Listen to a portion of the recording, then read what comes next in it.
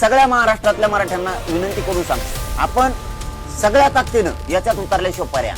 फक्त एक वाक्य सांगतो, मला आंदोलन शांततेत पाहिजे. कुणी जाळपोळ दगडफेक करायची नाही, नसता त्याने आमच्या सोबत यायचं नाही. यालाच जोडून दुसरा डाव होऊ शकतो. सरकार आपल्यात एखादी टोळी घालू शकते, ते माया नावाच्या घोषणा देईल, मराठा आरक्षणाचे देईल. आपल्याला असं वाटून माझ्या लय कट्टर दिसतोय, आपला कपडे फाडायला बसलाय तो त्याचे स्वतःचे, ती गोंधून आणायला बसलाय, मग फोटो त्याच्या अंगावर, टी शर्ट घालीन, फोटो जे आपल्याला वाटत आपलं कट्टर दिसतंय.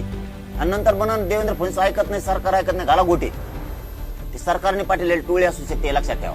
त्याच्यामुळे त्याला धरायचं आणि पोलिसाच्या गाडीत फेकायचं. नाही तर आपल्या शेजारी जरी जाळपोळ सुरू झाली, डुकून सुद्धा बघायचं नाही, सरळ चालायचं मुंबईकर. ते उद्योग बघ म्हणायचं तिकडे, ते कोणी देऊ, आपण त्याच्यात घुसायचं नाही. माझ्या संघ येणाऱ्या बांधवांनी एकाने सुद्धा जाळपोळ दगडफेक करायची नाही.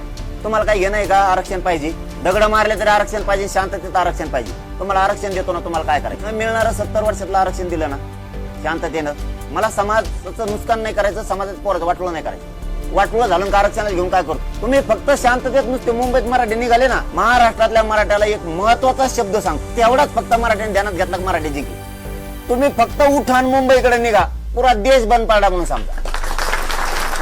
ऑटोमॅटिक काहीच करायचं नाही, नुसतं चालायला लागायचं, मांडी घालून बसायचं. देश बंद पडा, देश, महाराष्ट्राने देश बंद पडला. एवढी ताकद मराठ्याच्या, दगड हाणायची गरज नाही.